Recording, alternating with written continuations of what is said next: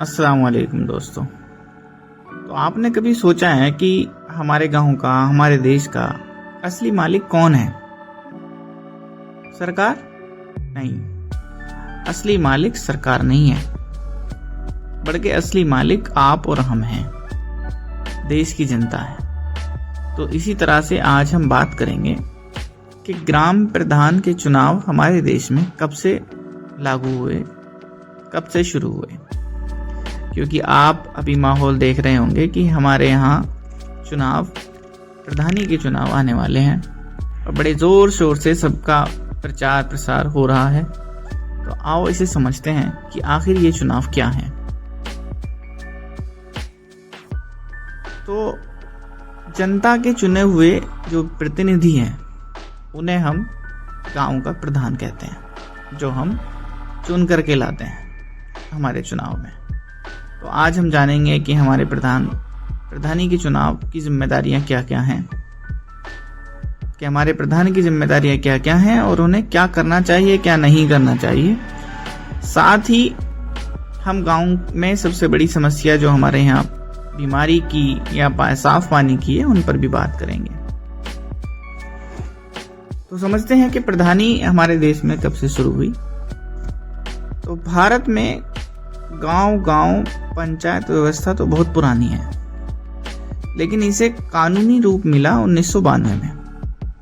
1992 में 73वें संविधान संशोधन में इसे लागू किया गया। इसके बाद हर गांव में ग्राम प्रधान और ग्राम पंचायत बनाई गई और गांव के मुखिया को ग्राम प्रधान का नाम दिया गया। इसका मकसद था कि गांव की जो भी समस्याएं हैं वो गांव वाले खुद मिलकर हल करें, अपने प्रधान के जरिए से अपने गांव का विकास करें। तो ये बात हुई हमारी कि ग्राम प्रधानी कब से शुरू हुई।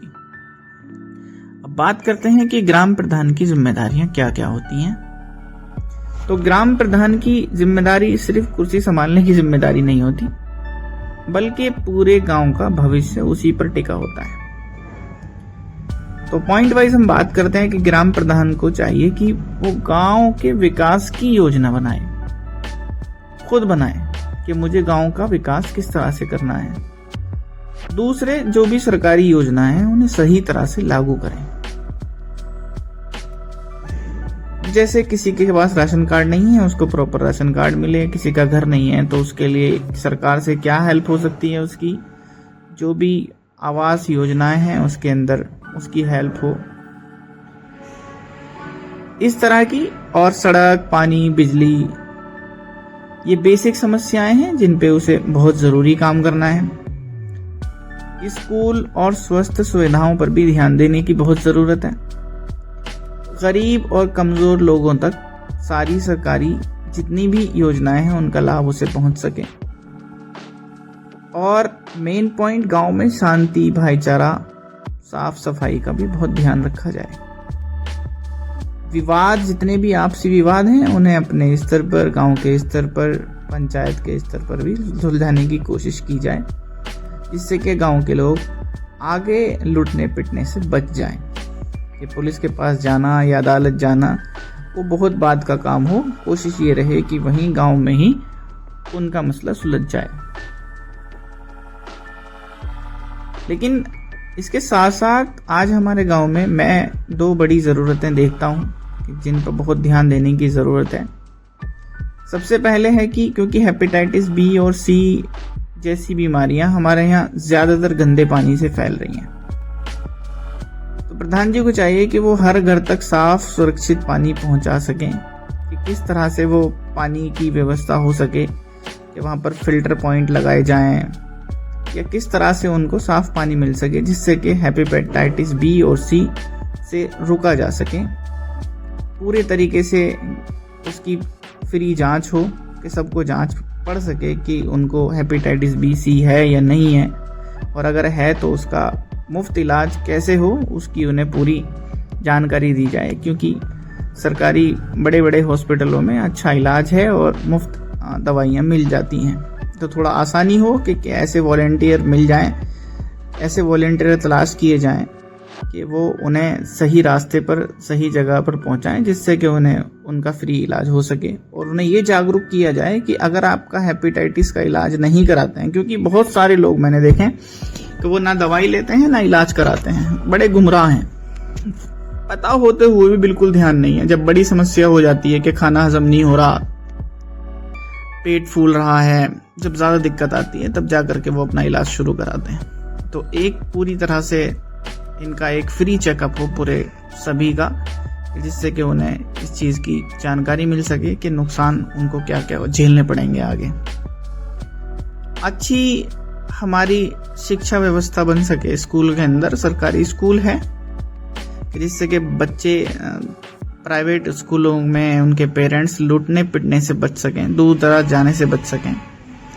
गांव में समय समय पर टीचर्स की जांच हो कि वो सही पढ़ा रहे हैं या नहीं पढ़ा रहे हैं। खुद अपने स्तर पर भी और बच्चों के स्तर पर भी ये देखें कि बच्चों को क्या नॉलेज गेन कर पा रहे हैं या नहीं कर पा रहे हैं। तो ये बात हुई कि ग्राम प्रधान की क्या जिम्मेदारियां होनी चाहिए। बात करते हैं कि एक ग्राम प्रधान को क्या नहीं करना चाहिए। सबसे मेन बात कि ये सिर्फ प्रधानी की कुर्सी जो है वो सेवा के लिए है, ना कि अपने स्वार्थ के लिए है कि नहीं भाई आप प्रधान बन गए, आपको तो कोई जिम्मेदारी नहीं है। तो बात करें कि क्या नहीं करना चाहिए, तो सबसे पहले कोई भ्रष्टाचार ना करे। कोई कर रहा है तो उसे करने भी ना दें। अगर पता लग जाती है प्रधान जी को कि ये इंसान किसी को लूट रहा है, पीट रहा है, या मतलब ऐसा कोई गलत कृत्य कर रहा है, तो उसे रोका जाए, भ्रष्टाचार को रोका जाए। और प्रधान जी को चाहिए कि जात पात धर्म के नाम पर किसी के साथ कोई भेदभाव ना हो, कोई गरीब है या अमीर है, ऐसा नहीं कि उनके लिए सभी बराबर हैं, चाहे किसी ने उन्हें वोट दिया है या नहीं दिया है। तो गांव के योजनाओं के लिए जो पैसा आ रहा है उसका ध्यान रखा जाए कि उसका कुछ दुरुपयोग ना हो, उसका सही जगह पर लगे। जनता की जो भी समस्याएं हैं, जो भी लोगों की समस्याएं हैं, उन्हें नजरअंदाज ना हो, कि जो भी उनकी बातें हैं उन्हें पूरे ध्यान के साथ, सम्मान के साथ उन्हें सुना जाए और उनकी समस्याओं को सुलझाने की कोशिश करी जाए। सबसे जरूरी बात स्वास्थ्य, शिक्षा और पानी जैसे मुद्दों को हल्के में न लें। ये एक प्रधान को ध्यान रखने की जरूरत है। अब गांव वालों की भी कुछ जिम्मेदारियां हैं कि ऐसा नहीं कि बस सारी जिम्मेदारियां एक प्रधान जी की हैं, बाकी गांव वालों को कुछ करने की जरूरत नहीं है। तो सबसे पहली बात कि गांव वाले सिर्फ प्रधान पर ही निर्भर न रहें, बल्कि अपनी जिम्मेदारियों को भी समझें। सबसे पहली बात है कि ईमानदारी से वोट करें। जात पात धर्म ये सब देख करके वोट ना करें। एक ईमानदार व्यक्ति, पढ़ा लिखा व्यक्ति जो आपके गांव को अगले 5 साल तक अच्छे हाथों में दें। ऐसा नहीं कि बस किसी के भी हाथ में थमा दें कि उसकी जाति बड़ी है, उसका धर्म बड़ा है, मालदार है, ऐसे को ना दें। और आपकी जिम्मेदारी ये भी है कि जो भी पंचायत हो गांव में उसमें शामिल हों, सवाल पूछें। चाहे अपने घर की कोई समस्या लेकर के आप प्रधान जी के पास गए हैं तो वहां जाकर अपने सवाल पूछें। ये ना हो कि गूंगे की तरह बैठ गए वहां जाकर, कोई सवाल किया नहीं, बाद में कहा कि प्रधान ने तो हमारी सुनी नहीं। तो आप अपनी बात जब तक ना कहेंगे तब तक आपकी बात कोई सुन भी नहीं पाएगा। तो मन की बात कोई नहीं पढ़ पाता है। तो मन की बात से बेहतर है कि आप अपनी जुबान पर वो बात लाएं जो आप सोच रहे हो। तो अपनी पंचायत के अंदर अपने सवाल, अपने डाउट्स क्लियर करें। गांव की सफाई और शिक्षा में भी प्रधान का सहयोग करें। ये ना सोचें कि आपके घर की सफाई भी प्रधान कर जाएगा, आपके बच्चों को भी प्रधान पढ़ा जाएगा, आपके आपसी झगड़े, मियाँ बीवी के झगड़े, भाई भाई के झगड़े, हर झगड़े को प्रधान ही सुलझाएगा। तो कोशिश ये करें कि आपकी सफाई, आपके बच्चों की शिक्षा, आपके घर की शांति में आप खुद सहयोग करें, प्रधान पर ही निर्भर न रहें। और अगर लगता है कि आपको प्रधान कोई गलत काम कर रहा है,